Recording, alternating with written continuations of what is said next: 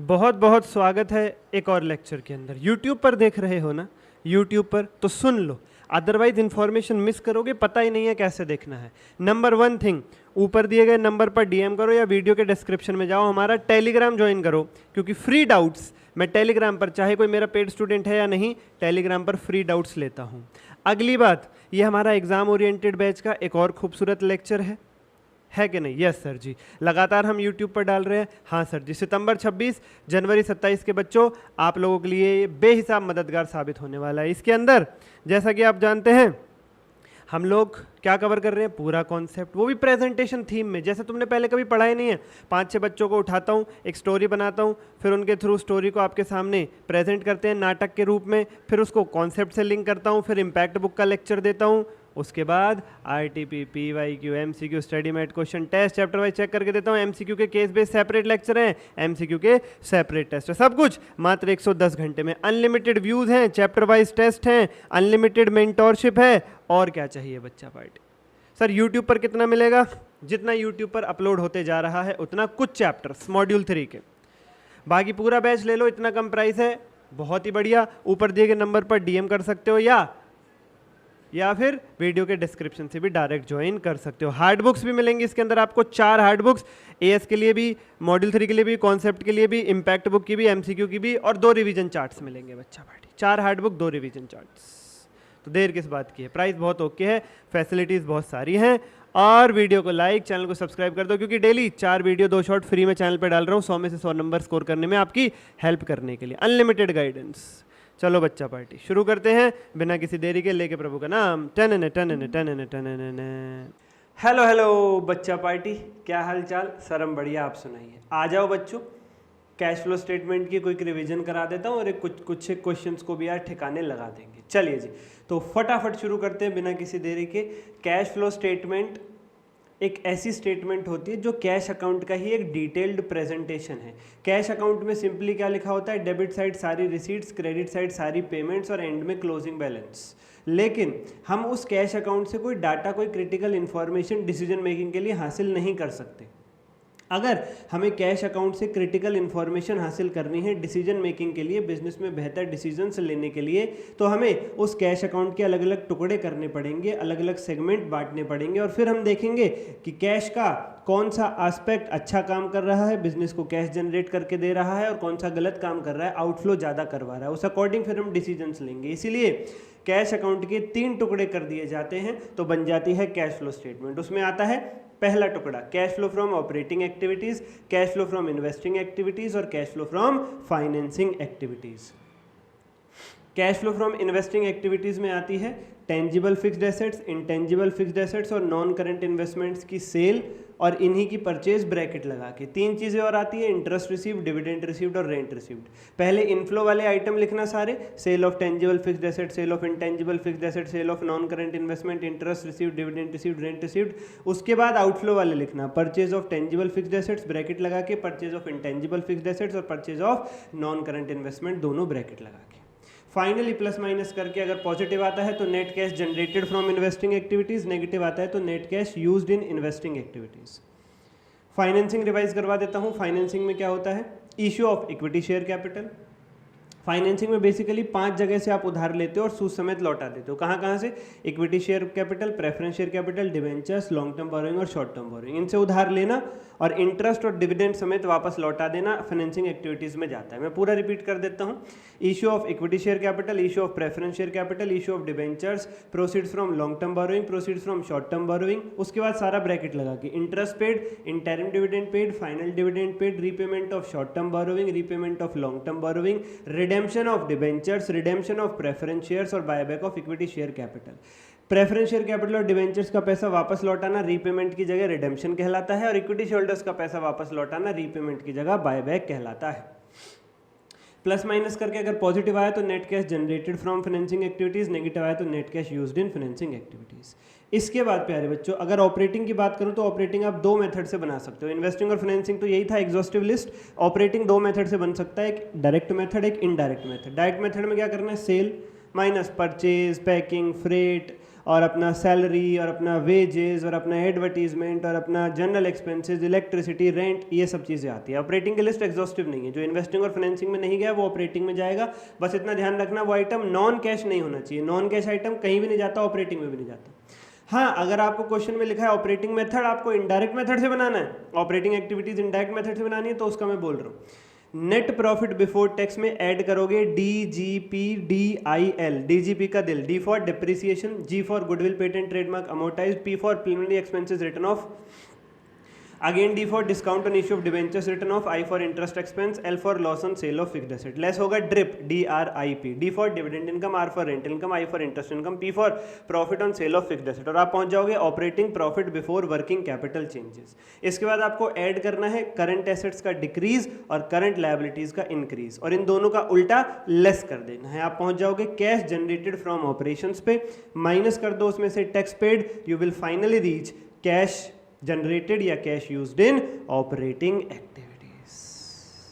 ये तो हो गई पूरी की पूरी चर्चा। इसके बाद कुछ स्पेशल आइटम्स भी थे प्यारे बच्चों हमारे पास। स्पेशल आइटम्स भी मैं आपको रिवाइज करवा देता हूं एक बार। स्पेशल आइटम्स जिसमें सबसे पहले आता है प्यारे बच्चों हमारे पास provision for tax. Provision for tax का क्या करना होता है, आपको कोई झंझट नहीं पालना। प्रोविजन फॉर टैक्स का अकाउंट बना लेना है।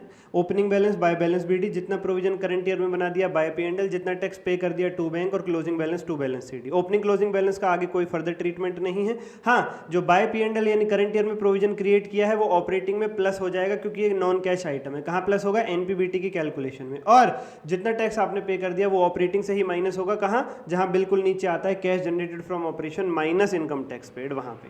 Provision for bad and doubtful debts, increase होगा तो ऑपरेटिंग में प्लस क्योंकि नॉन कैश आइटम है, डिक्रीज होगा तो ऑपरेटिंग से माइनस क्योंकि नॉन कैश आइटम है।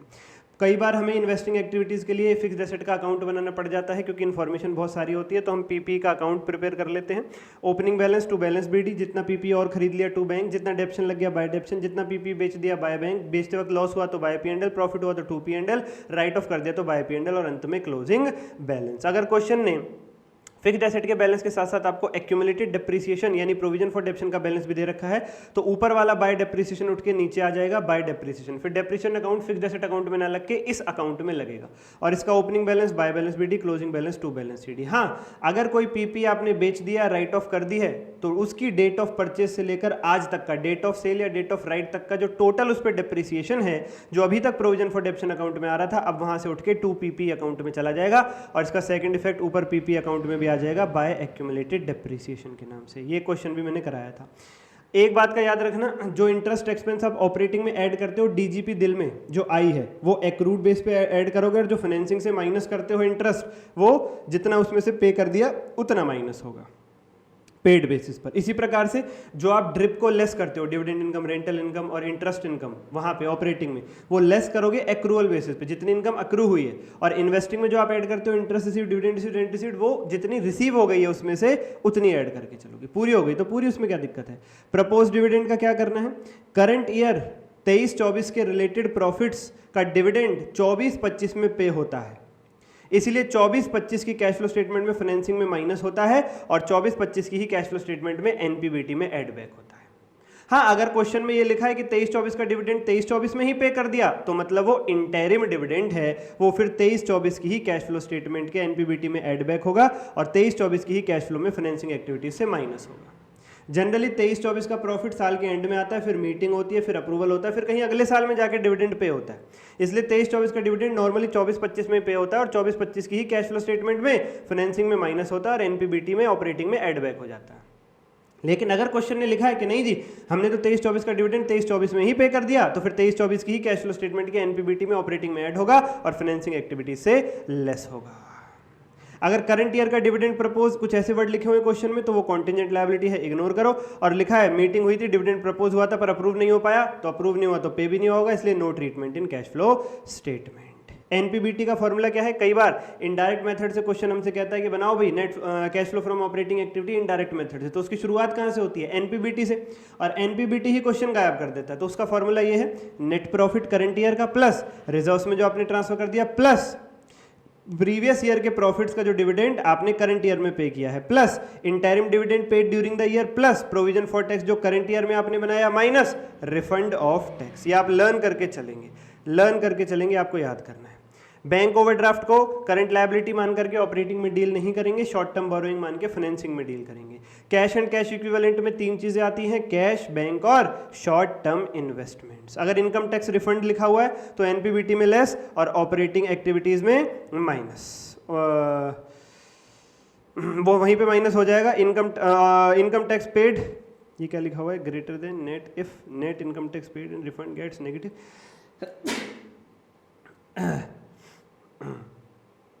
मैं दोबारा बताता हूँ, इनकम टैक्स रिफंड अगर लिखा हुआ है तो एक तो वो एनपीबीटी में लेस हो जाएगा, यस सर जी।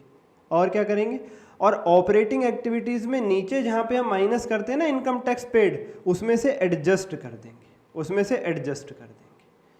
ठीक है सर। मान लीजिए क्वेश्चन में लिखा है टैक्स पेड 10,000 और रिफंड रिसीव्ड 8,000, तो सबसे पहले तो 8,000 का जो रिफंड रिसीव्ड है उसे एनपीबीटी में आप लेस कर दो, और जहां पे जब आप माइनस करते हो नीचे कैश जनरेटेड फ्रॉम ऑपरेशन में से इनकम टैक्स पेड, वहां पे 10,000 की पेमेंट में से वो 8,000 का रिफंड माइनस करके नेट 2,000 ही माइनस करोगे। नेट अगर नेगेटिव आ जाए तो माइनस फिर वो प्लस हो जाएगा, खत्म। ये हो गई जी आपकी पूरी की पूरी रिवीजन कैश फ्लो स्टेटमेंट की एक सांस के अंदर। आइए जी बिना किसी देरी के अब हम शुरुआत करेंगे क्वेश्चंस की। इलस्ट्रेशन नंबर 1, इंटेलिजेंट लिमिटेड एक नॉन फाइनेंशियल कंपनी है, has the following entries in its bank account. कुछ उसकी बैंक अकाउंट में कुछ ट्रांजैक्शंस हुई हैं, वो बता रखी हैं आपको क्या क्या ट्रांजैक्शंस हुई हैं। It has sought your advice, आपकी एडवाइस मांगी जा रही है कि इन आइटम्स का कैश फ्लो स्टेटमेंट में क्या ट्रीटमेंट होगा। आपको काफ़ी सारे आइटम्स दे रखे हैं और बताओ कैश फ्लो स्टेटमेंट में इनका क्या करके चलोगे। मजे की बात, आपका अकाउंटिंग स्टैंडर्ड 3 भी खत्म हो गया है, यस सर जी। पहला आइटम क्या है, loans and advance given and interest earned to suppliers, मतलब आपने अपने सप्लायर को लोन दिया है। सप्लायर वो व्यक्ति है जिससे लगातार आपका आदान प्रदान चलता रहता है, आप उससे सामान खरीदते रहते हो, पेमेंट करते रहते हो, डेली बेस पर उस पर ट्रांजेक्शन्स करते रहते हो। तो अगर ऐसे व्यक्ति को आपने लोन दिया है तो वो ऑपरेटिंग कैश फ्लो में आएगा। एम्प्लॉयज़ को दिया है, ऑपरेटिंग कैश फ्लो में आएगा। एम्प्लॉयज़ को भी हर महीने सैलरी देते हो, उनसे हर महीने कुछ ना कुछ ट्रांजेक्शन करते रहते हो, काम कराते रहते हो, वो आपके डे टू डे एक्टिविटीज़ का ही हिस्सा है।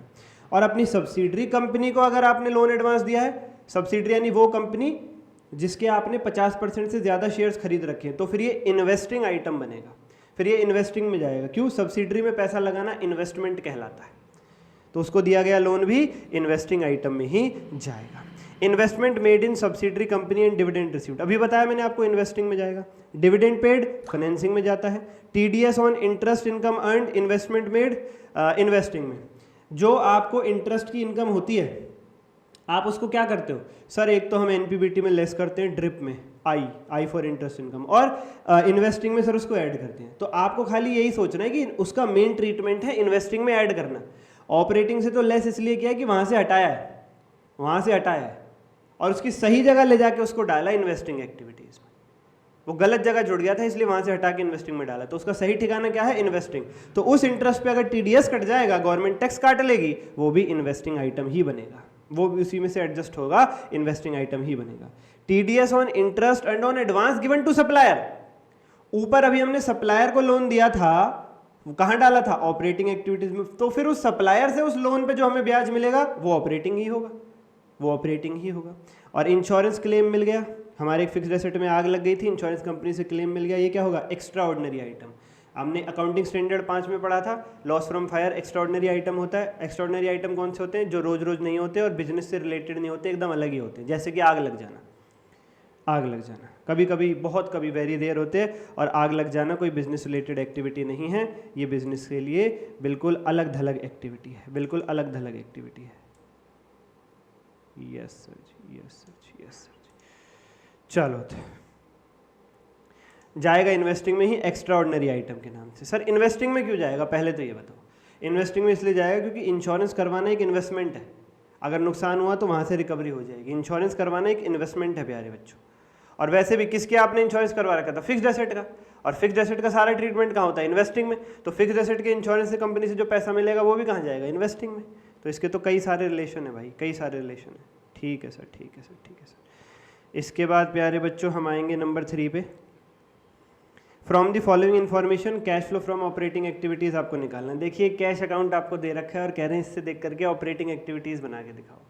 प्यारे बच्चों देखिए हमने तो शुरुआत ही यहीं से की थी, हमने आपको एक कैश अकाउंट बनवाया था और उसमें से ही आपको ऑपरेटिंग इन्वेस्टिंग फाइनेंसिंग बनवाया था। बिल्कुल उसी प्रकार का क्वेश्चन स्टडी मेटेरियल ने भी दे रखा है। ओपनिंग बैलेंस दे रखा है कैश अकाउंट का 1 लाख रुपए, सेल कर दी 140, डेटर से आ गया 175, ट्रेड कमीशन प्राप्त हुआ, इन्वेस्टमेंट बेच के प्राप्त हुआ, बैंक से लोन लिया, इंटरेस्ट एंड डिविडेंड प्राप्त हुआ और परचेज करके पेमेंट कर दी, क्रेडिटर्स को पेमेंट कर दी, ऑफिस सेलिंग एक्सपेंसेस की पेमेंट कर दी, इनकम टैक्स की पेमेंट कर दी, इन्वेस्टमेंट खरीद ली, रीपेमेंट कर दी लोन की, ब्याज चुका दिया लोन पे और अंत में इतना बैलेंस बचा हुआ है, इतना बैलेंस बचा हुआ है। यस सर जी। तो ये कैसे होगा बच्चों? बहुत ही सिंपल है सर। जो सेल से पैसा आ रहा है, जो डेटर से पैसा आ रहा है, जो ट्रेड कमीशन आ रहा है, वो सब हमारा ऑपरेटिंग में इनफ्लो हो जाएगा और जो परचेज की हम पेमेंट कर रहे हैं, जो ट्रेड पेबल क्रेडिटर्स को हम पेमेंट कर रहे हैं, office selling expense, income tax, ये सब माइनस हो जाएगा ऑपरेटिंग में और फाइनली आपका आंसर आ जाएगा -70,000। नेगेटिव इसलिए आ रहा है क्योंकि पेमेंट ज़्यादा हो रही थी ऑपरेटिंग की, इनफ्लो कम हो रहा था। यहाँ से बिजनेस को पता चल जाएगा कि उसे इन्वेस्टिंग के ऑपरेटिंग एक्टिविटीज़ पे थोड़ा बेहतर काम करने की ज़रूरत है, ऑपरेटिंग एक्टिविटीज़ से कैश का आउटफ्लो ज़्यादा हो रहा है, नेगेटिव जा रहा है। इसीलिए तो कैश अकाउंट से बात पता चल रही थी। नहीं, कैश अकाउंट में तो सारी चीज़ें घुल-मिल के लिखी हुई थी इन्वेस्टिंग और फाइनेंसिंग के साथ, हमने अलग छांट लिया।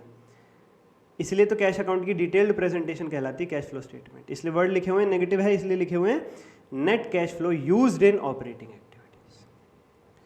और तुम चाहो तो बाकी आइटम्स भी देख सकते हो। देखो सेल तो हमने ऑपरेटिंग में ले ली, डेटर वाला ऑपरेटिंग में ले लिया, ट्रेड कमीशन ऑपरेटिंग में ले लिया, सेल ऑफ इन्वेस्टमेंट सर ये इन्वेस्टिंग, बैंक से लोन लिया फाइनेंसिंग, इंटरेस्ट एंड डिविडेंड प्राप्त हुआ इन्वेस्टिंग।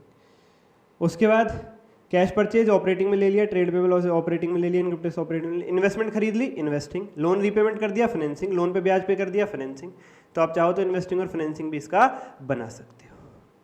उसके बाद इलस्ट्रेशन नंबर 4, कैश अकाउंट आपको दे रखा है, फिर से कैश अकाउंट आपको दिया गया है और इस बार पूरी की पूरी कैश फ्लो स्टेटमेंट बनानी है आपको अकाउंटिंग स्टैंडर्ड 3 के हिसाब से। पूरी की पूरी कैश फ्लो स्टेटमेंट आपको बनानी है इस बार। हिल्स लिमिटेड, देखिए किसी भी क्वेश्चन का आंसर शुरू करते वक्त आपको इन बातों का ध्यान रखना है। सबसे पहले ऊपर संस्था का नाम हिल्स लिमिटेड, उसके बाद कैश फ्लो स्टेटमेंट, उसके बाद कौन से ईयर के लिए बना रहे हो वो for the year ended 31 March this, फिर ब्रैकेट में लिखोगे डायरेक्ट मेथड से बना रहे हो या इनडायरेक्ट से बना रहे हो। ठीक है सर।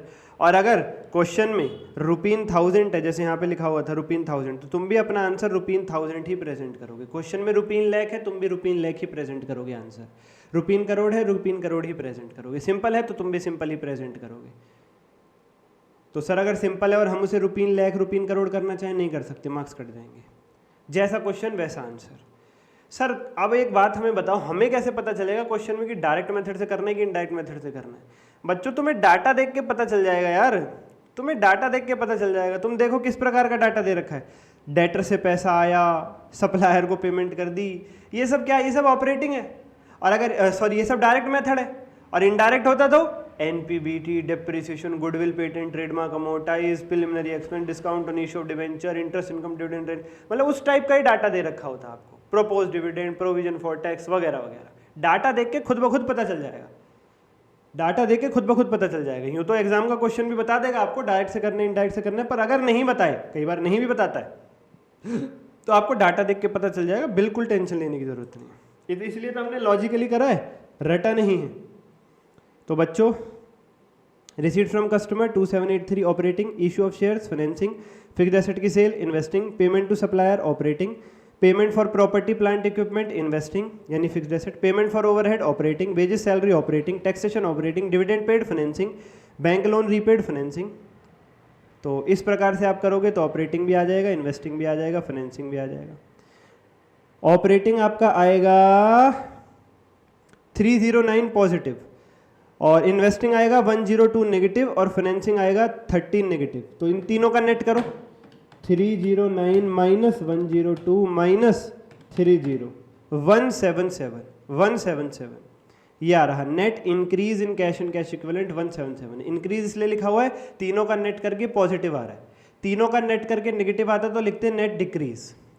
इसमें क्या प्लस करने के लिए मैंने कहा था आपको, opening cash and cash equivalent. वो कितना था क्वेश्चन में जाके देखो, ये रहा ओपनिंग बैलेंस, सबसे पहले दे रखा था 35। तो प्यारे बच्चों इस 177 में 35 ऐड करो, क्या आता है 212, ये होगा आपका closing cash and cash equivalent equal to closing cash and cash equivalent. Sir question में तो लिख रखा है cash and cash equivalent at end of period, हम closing cash and cash equivalent लिख सकते हैं? बिल्कुल लिख सकते हैं, कुछ भी मार्क्स नहीं कट सकते, कट ही नहीं सकते, वो बिल्कुल ठीक है। Cash and cash equivalent at beginning of period की जगह opening cash and cash equivalent बिल्कुल लिखो यार, बिल्कुल लिखो, एक ही बात। तो चेक करो, आपका क्लोजिंग कैश 212 था तो आपका आंसर बिल्कुल ठीक है, अदरवाइज गलत है। हाँ सर बिल्कुल ठीक है, बिल्कुल ठीक है सर। सर आप क्वेश्चन हमें ऐसे कराने वाले हो क्या? अरे नहीं बच्चों, तुम लेवल तो देखो कौन से क्वेश्चन चल रहे हैं, तुम लेवल तो देखो कौन से क्वेश्चन चल रहे हैं यार, कैसी बात करो। अभी तो बस डिस्कशन पार्ट वाले चल रहे हैं, अभी आ रहा है इलस्ट्रेशन नंबर 5, वो मैं ही करा रहा हूँ आप लोगों को हाथ से। क्यों यार तुम ऐसी बात करते हो? जब मैंने आइटम बता दिया कौन सा कहाँ जाएगा, फिर तो आप समझ जाओ डिस्कशन बेस्ड क्वेश्चन है, कोई बड़ी बात ही नहीं इसके अंदर। एक होमवर्क मार्क कर लो इलस्ट्रेशन नंबर 2, आज की क्लास का एक होमवर्क मार्क कर लो इलस्ट्रेशन 2। चलिए अब अगले क्वेश्चन की तरफ चलते हैं। Hello hello hello hello hello, 5 बार हेलो, क्योंकि जो इलस्ट्रेशन करने वाले हैं वो भी कौन से नंबर की है? 5। आज हम करेंगे cash flow statement illustration number 5 से अपने दिन की शुरुआत। Ladies and gentleman, ladies and not so gentleman, girls and boys, let start. Not so gentle क्यों बोला मैंने? क्योंकि तुम बात करते रहते हो बीच बीच में। क्वेश्चन रीड करेंगे मेरे साथ साथ। Prepare cash flow statement of messrs M&T limited. कोई कंपनी है, क्या नाम है उसका? M&T limited. उसकी कैश फ्लो मांग रहा है क्वेश्चन, कह रहा है देश के भविष्य future chartered accountants M&T limited की कैश फ्लो स्टेटमेंट बना दो for the year ended 31 March 21। कौन से साल के लिए बनानी है? 2021। कौन से साल के लिए बनानी है? 2021। With the help of the following information, नीचे दिए गए जानकारी के आधार पर। Number 1, company sold goods for cash only. Company केवल नगद सेल करती है, उधार सेल नहीं करती। तुमने देखा होगा कुछ दुकानों पे लिखा होता है आज नगद कल फिर उधार। इन्होंने कह दिया आज नगद कल फिर नगद, उधार है ही नहीं, उधार का काम ही नहीं। कोई व्यक्ति आता है इनसे कहता है जी सामान दे दो, पैसे 2 दिन बाद दे देंगे, ये कहते हैं 2 दिन बाद ही सामान ले जाना, हम केवल नगद सेल करेंगे, उधार का काम करेंगे ही नहीं। एक बार लग रहा था कि उधार एक जादू है, हमने दी आप गायब। उधार एक जादू है, हम देंगे और आप गायब हो जाओगे। एक और चीज होती है, मांगते वक्त गाय की फोटो लगी होती है उधार मांगते वक्त, और जब दुकानदार उससे वापस मांगता है तब उसकी शेर की फोटो लगी होती है ग्राहक की। कि जब ग्राहक उधार मांगने आता है तो गाय की तरह आता है, और जब दुकानदार उससे उधार मांगने जाता है तो गाय कौन बन जाती है? शेर। इनने कहा ऐसे झंझट ही नहीं पालने। क्या ये बिजनेस लंबी तरक्की कर पाएगा बताओ? बिना उधार के बात ना बने भाई। भारत है ये, Bharat. Gross profit ratio, Bharat में एक दिक्कत होता है क्या है, जिसके पास पैसे हैं भी ना देने के लिए, वो भी पता क्या सोचेगा, हमसे मना कर दी उधार की, अच्छा ले लें, किसी और से लेंगे। बहुत सारे लोग तो उधार बस इसलिए करते हैं कि हमारी बात की वैल्यू है, 2 दिन बाद दे देंगे, पैसे आज रखें जेब में, देंगे 2 दिन बाद। ये भारत है। Gross profit ratio was 30% for the year. GP कितना कमाया? ग्रॉस प्रॉफिट रेशियो 30%, और अमाउंट कितना है? 3,82,500। यानी ग्रॉस प्रॉफिट कमाया कितना है? 3,82,500। और अगर जीपी रेशियो निकालते हो, फॉर्मूला याद है? Gross profit upon net sales into 100, तो वो कितना आ जाएगा? 30%। Opening inventory was lesser than closing inventory by 35,000।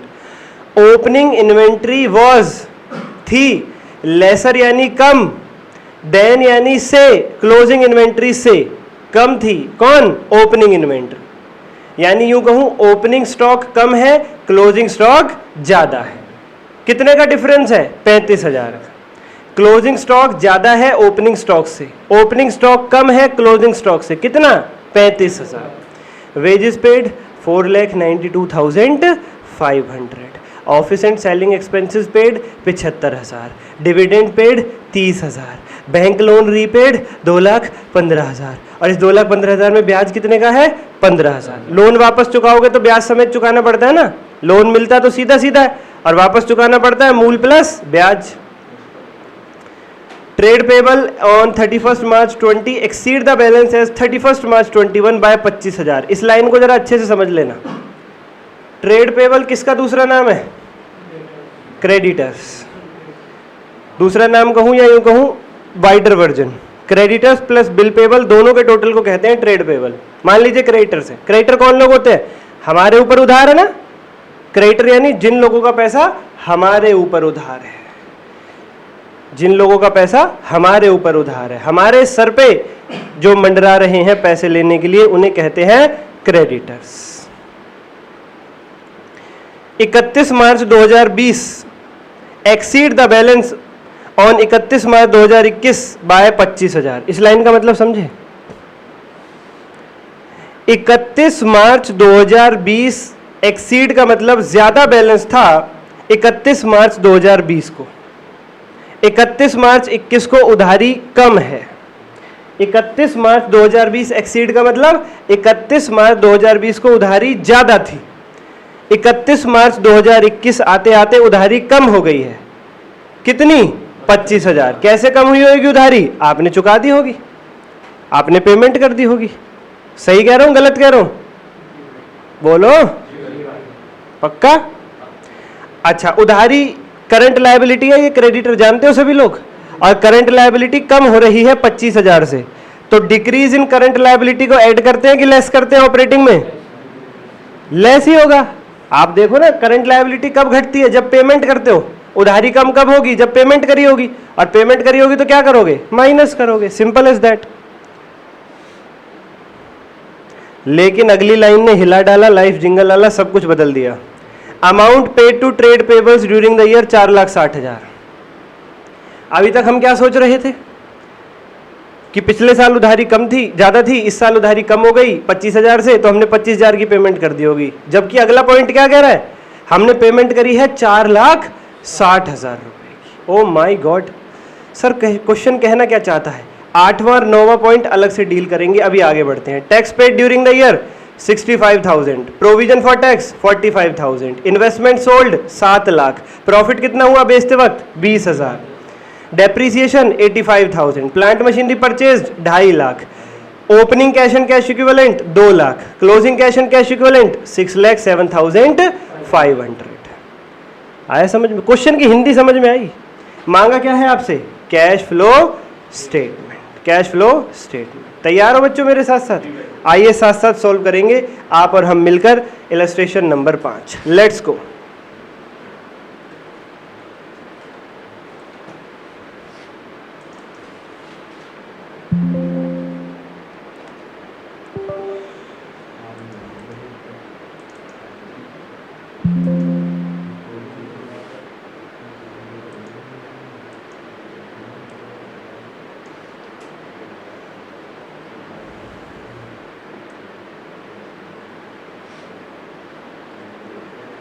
लिख लीजिए illustration 5 solution,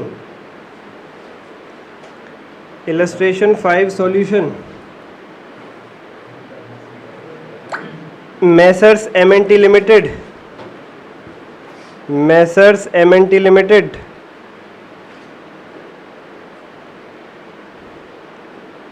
for the year ended 31 March 2021, particulars amount. Number A, cash flow from operating activities. इतना लिखिए फटाफट से, इलस्ट्रेशन 5 लिखिए फटाफट से।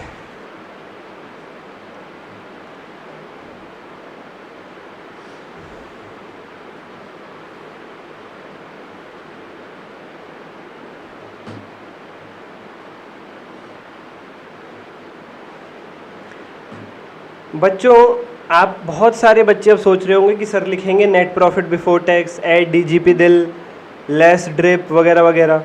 उसकी शुरुआत कहाँ से होती है? इनडायरेक्ट मेथड कहते हैं ना उसको। इनडायरेक्ट मेथड की शुरुआत कहाँ से होती है? Net profit before. मुझे खाली बताओ, आपके क्वेश्चन ने कहीं नेट प्रॉफिट बिफोर टैक्स दिया था? हमने पूरा पढ़ा। सर दे तो नहीं रखा था, पर कई बार हम खुद निकाल लेते हैं। कैसे निकालते हैं? रिजर्व्स तो होने चाहिए ना, P&L तो होना चाहिए ना, कि भाई पिछले साल P&L में इतना पैसा था, इस साल इतना हो गया। खाली प्रोविजन फॉर टैक्स का क्या करोगे? ये वाला डाटा था आपके क्वेश्चन में? नहीं था। आपने पूरा क्वेश्चन पढ़ा, कहीं भी नेट प्रॉफिट बिफोर टैक्स नहीं है। कहीं भी क्या नहीं है आपके क्वेश्चन में? Net profit before tax. ना ही नेट प्रॉफिट बिफोर टैक्स को निकालने का कोई तरीका है प्यारे बच्चों, क्योंकि नेट प्रॉफिट बिफोर टैक्स अगर दे भी ना रखा हो, खुद निकालना हो, तब भी क्या करना होता है, रिजर्व्स तो चाहिए, P&L का बैलेंस तो चाहिए, जनरल रिजर्व तो चाहिए कम से कम, वो भी नहीं है क्वेश्चन। यहां से क्या आपको संदेशा मिलता है कि आपको कौन सा मेथड लगाना है, डायरेक्ट मेथड। यहां से आपको संदेशा ये मिलता है कि आपको लगाना है डायरेक्ट मेथड प्यारे बच्चों। ब्रैकेट में लिखेंगे डायरेक्ट मेथड। अब आपको खुद समझ में आ गया होगा कब डायरेक्ट लगाना है कब इनडायरेक्ट, ये आपको खुद ही समझना पड़ेगा डाटा देखते हुए। अगर net profit before tax available है तो इनडायरेक्ट, अगर net profit before tax available नहीं है, ना ही उसे निकालने के लिए P&L या जनरल रिजर्व अवेलेबल है, तो आप क्या लगा दोगे, डायरेक्ट मेथड। और अच्छी बात है डायरेक्ट मेथड इज गुड, क्योंकि आपका थोड़ा दिमाग शांत हो जाता है डायरेक्ट मेथड को लेकर। तो अब क्या करना है, डायरेक्ट मेथड मींस डायरेक्ट, जो चीज ऑपरेटिंग में जानी है डायरेक्ट ऑपरेटिंग में डालो, जो इन्वेस्टिंग में जो फाइनेंसिंग में वो फाइनेंसिंग, इसका कोई कलेश नहीं है। इसीलिए अब ढूंढते जाओ ऑपरेटिंग में क्या क्या जाएगा, जस्ट स्टार्ट फाइंडिंग आउट कि ऑपरेटिंग में क्या क्या जाएगा आपके क्वेश्चन में। सबसे पहला पॉइंट क्या था आपके क्वेश्चन का, कैश सेल्स, राइट। सेल कहाँ आएगी, ऑपरेटिंग में, इन्वेस्टिंग में, फाइनेंसिंग में, ऑपरेटिंग में। ये गुड्स की सेल कहाँ आएगी, ऑपरेटिंग में। तो लिखो सबसे पहला आइटम लिखो sale of goods, sale of goods. सबसे पहला आइटम लिखिए sale of goods, sale of goods लिखा। कितनी सेल थी सर, ग्रॉस प्रॉफिट दे रखा था हमें तो क्वेश्चन ने 3,82,500 रुपये और जीपी रेशो बता दिया 30%। सेल कैसे निकलेगी सर, बहुत ही सिंपल, 3,82,500 डिवाइडेड बाय 30 इंटू 100। पहले बताओ क्या आता है फिर समझाता हूँ, पहले बताइए आएगा कितना फिर समझाता हूँ। 3,82,500 डिवाइडेड बाय 30 इंटू 100, 12,75,000, 12,75,000, 12,75,000।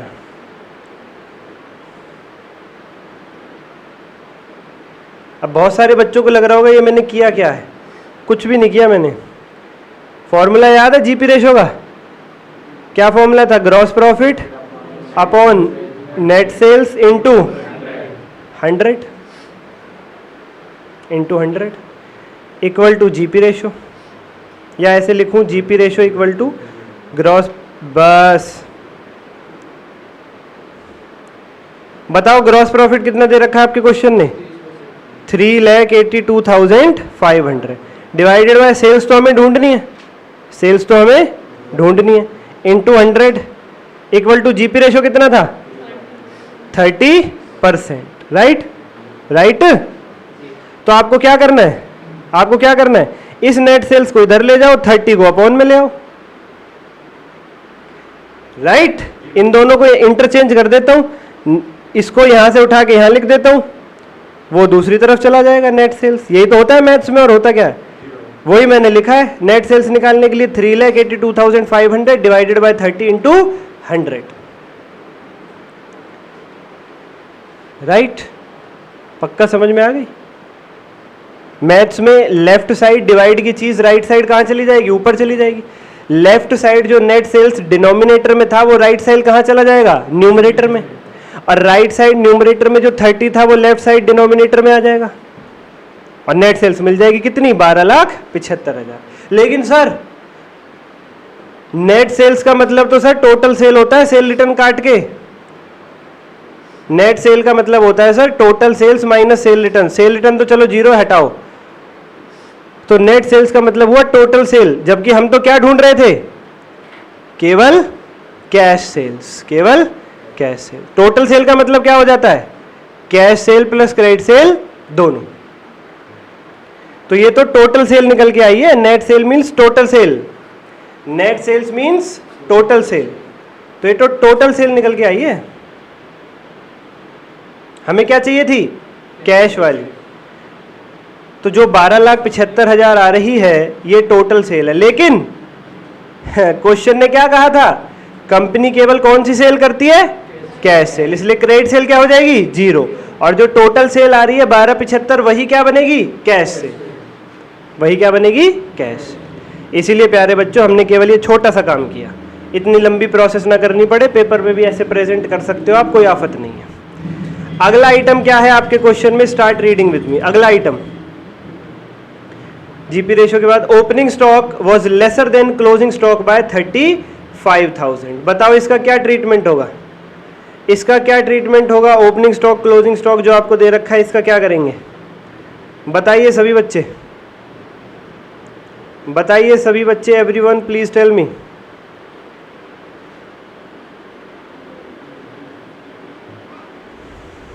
बताइए, 1 मिनट का टाइम है आप लोगों के पास।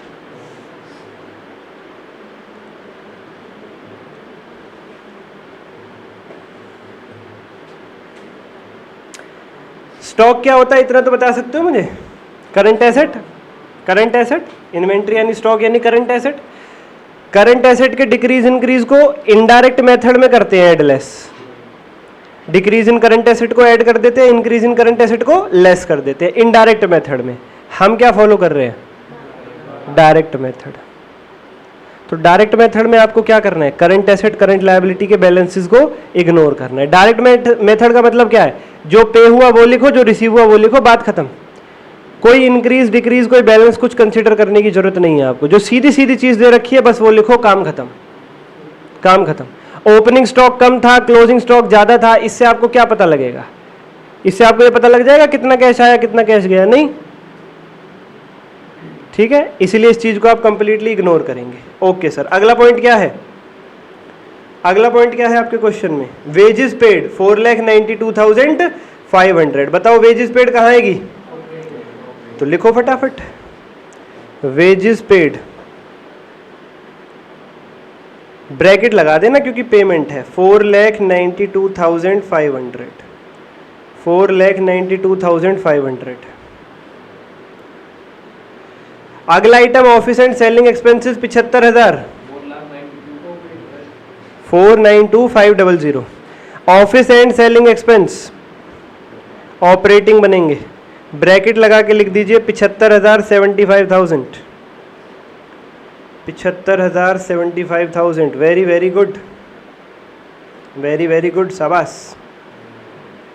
इसके बाद अगला पॉइंट क्या है? डिविडेंड पेड 30,000 ऑपरेटिंग में आएगा, ऑपरेटिंग में आएगा, फाइनेंसिंग में जाएगा। Bank loan repaid financing.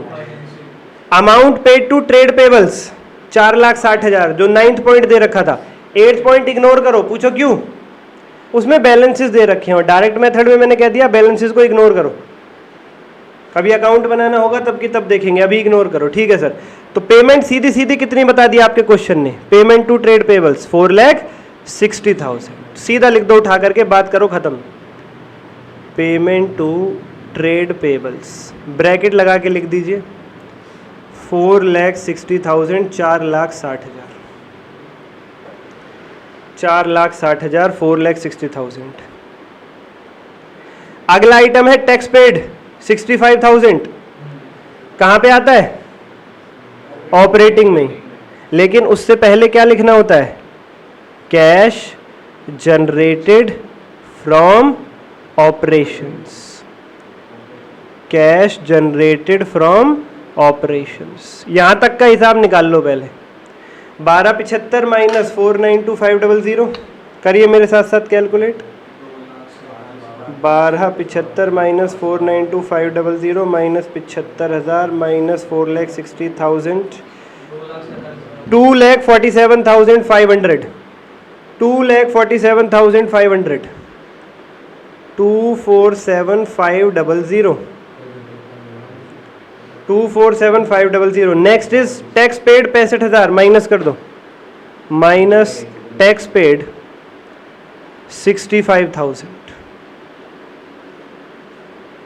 उसके बाद क्या बचेगा? माइनस 65,000, 182,500। पॉजिटिव आ रही है, पॉजिटिव फिगर आ रही है 182,500। क्या नाम देंगे इसको? Net cash generated from, very very good, net cash generated from operating activities, net cash generated from operating activities, net cash generated from operating activities.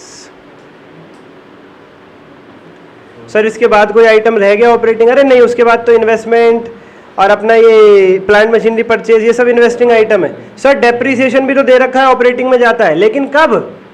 Indirect method. Direct में थोड़ी, डायरेक्ट में तो नॉन कैश एक्सपेंस बन जाएगा, कहीं भी नहीं जाएगा। ठीक है सर, ठीक है सर, ठीक है सर। नेक्स्ट बी पार्ट शुरू करो। Cash flow from investing activities. बस cash flow from investing activities,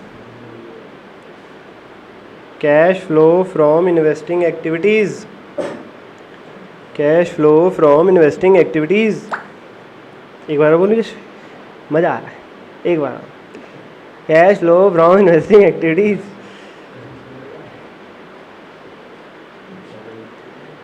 हाँ जी, इन्वेस्टिंग आइटम कौन कौन सा था आपके क्वेश्चन में? ढूंढो ढूंढो ढूंढो। सर एक तो इन्वेस्टमेंट की सेल 7 लाख रुपए की 20,000 के प्रॉफिट पर 11वां पॉइंट, और एक 13वां point plant machinery purchase 2.5 lakh, और तो कुछ नहीं है। चलो तो लिखो, एक सेल है और एक परचेज है, यही तो है इन्वेस्टिंग आइटम्स। एक सेल है और एक परचेज है। लिखो सेल ऑफ इन्वेस्टमेंट्स। पहले सेल लिखते हैं, याद रखना। सर वो वर्ड तो लिख दो, प्रोसीड्स फ्रॉम, लिख लो लिख लो लिख लो, proceeds from sale of investments. कितना लिखोगे? अमाउंट बताओ। 7 लाख की तो थी, वो 20,000 के मुनाफे पे बेचा है, तो दाम कितना मिलेगा? जेब में क्या आएगा? 7,20,000, 7,20,000। Next item is purchase of plant machinery. Purchase of plant machinery direct दे रखा है आपके क्वेश्चन ने, 2.5 लाख रुपए, ब्रैकेट लगा के 2.5 लाख, और कोई भी इन्वेस्टिंग आइटम नहीं है, तो सीधा कर दो यहीं पे। 7 2 5 4,70,000, 4,70,000 पॉजिटिव, यानी net cash generated from investing activities. Net cash generated from investing activities.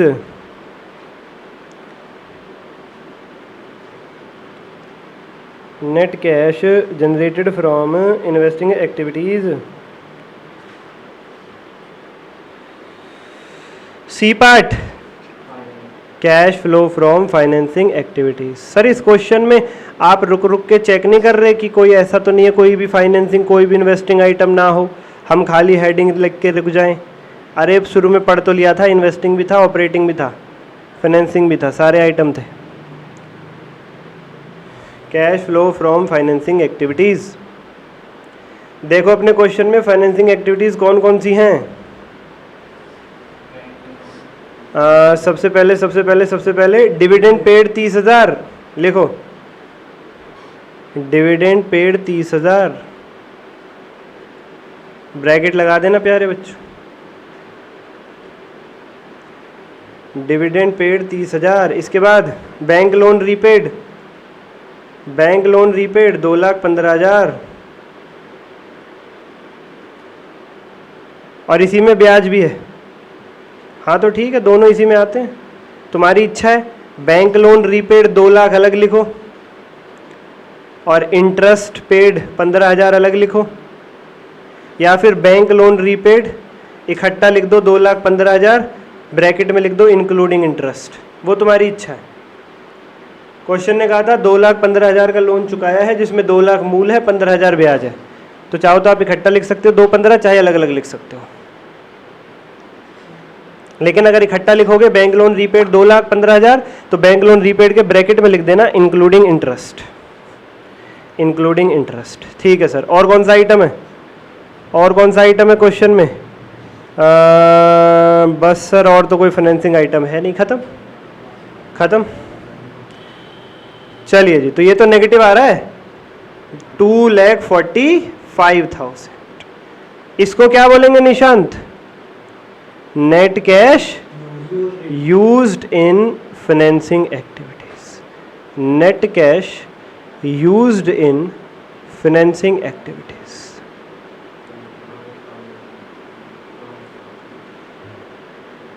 लिखो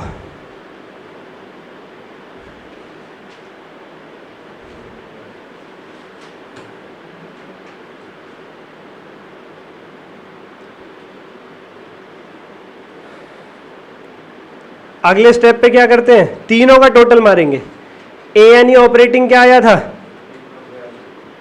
बोलो बोलो, 182,500 प्लस बी यानी इन्वेस्टिंग क्या आया था, 4,70,000 माइनस सी क्या आ रहा है 245, क्या बचा 407,500।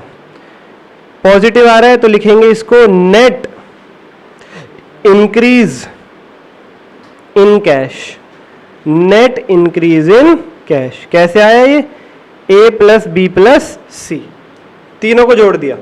सर सी को जोड़ा थोड़ी है, घटाया है, अरे वो नेगेटिव है। अगर प्लस करते हैं किसी नेगेटिव आइटम को तो ऑलरेडी वो माइनस ही हो जाता है। यस सर, लिखोगे यही ए प्लस बी प्लस सी, ऐसा नहीं लिखोगे ए प्लस बी माइनस सी, फिर तो वो माइनस माइनस प्लस बन जाएगा। तो ये आ गया आपका 407,500।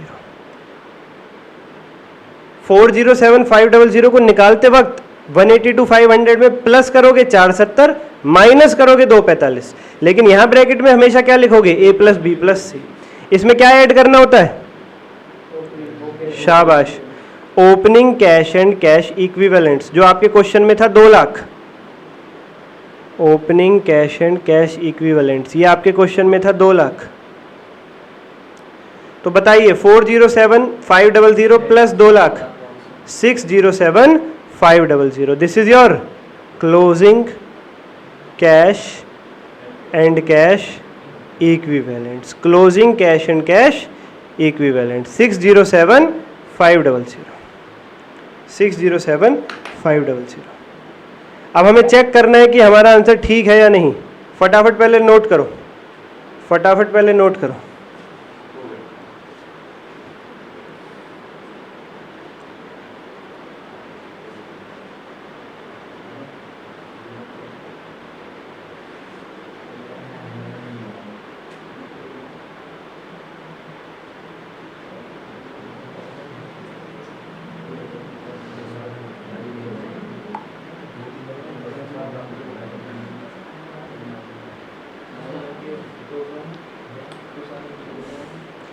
आइए क्वेश्चन चेक करते हैं।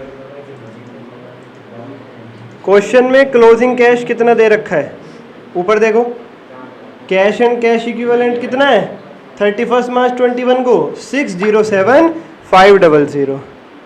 आपका अमाउंट क्या था 607,500, आपका अमाउंट था 607,500। यानी इसीलिए तो मैं कहता हूँ कैश फ्लो का क्वेश्चन ऐसा है जिसका आंसर हम पेपर में खुद ब खुद टैली कर जाएंगे। हमें पेपर में पता होगा कि हमने ठीक किया है या गलत किया है, वी वुड नो दिस। और अगर ये 607,500 की जगह कुछ और आता तो हमें पता चल जाता कि हमसे कुछ गलती हुई है। करके दिखाऊं, देखो आमतौर पे बच्चे क्या गलती करते हैं, अब सभी ने लिख लिया होगा, अब मैं ऐसे ही झूठ मूठ की गलती करके दिखा रहा हूँ रेड कलर के पेन से। कौन है, 2 मिनट, मैं कुछ गलती करके दिखाता हूँ। क्या गलती करके दिखाता हूँ, देखो बच्चों, मान लीजिए किसी बच्चे से क्या हो, ऐसी गलती बच्चे कर जाते हैं, यहाँ पे 30,000 की जगह 3,000 लिख जाए, तो ये भी फिर 2,18,000 हो जाएगा, 27,000 से कम हो जाएगा। और ये 27,000 बढ़ जाएगा, ये हो जाएगा 4,34,500 और आपका फाइनल आंसर आएगा 6,34,500, जो कि गलत हो जाएगा, जो कि गलत हो जाएगा। इसलिए मैंने आपको क्या सिखाया, एक एक स्टेप वाइज चलना है।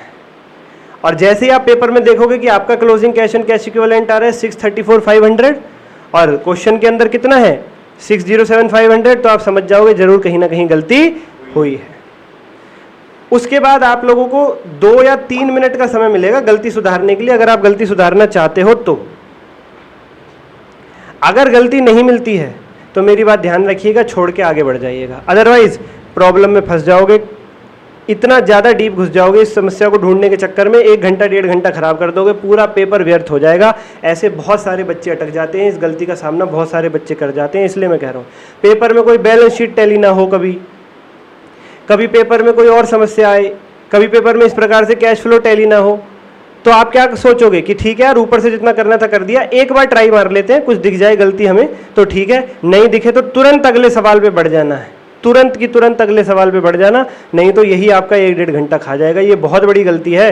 आपको अपने आप को मूव करना पड़ेगा, उस समय पे खुद से बोलना पड़ेगा कि नहीं मिली कोई बात नहीं, मैं अगले क्वेश्चन की तरफ चलता हूँ, मुझे इसमें 6 में से 5 मिल जाएंगे, कोई आफत नहीं आ रही, मैं अगले क्वेश्चन की तरफ बढ़ता हूँ।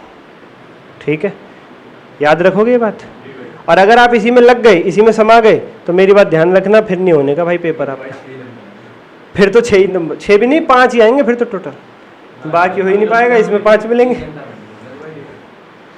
हाँ कह रहे बाकी 1.5 घंटे में भी तो है, हाँ बाकी 1.5 घंटे में 5 नंबर और ले लो, 10 आ जाएंगे।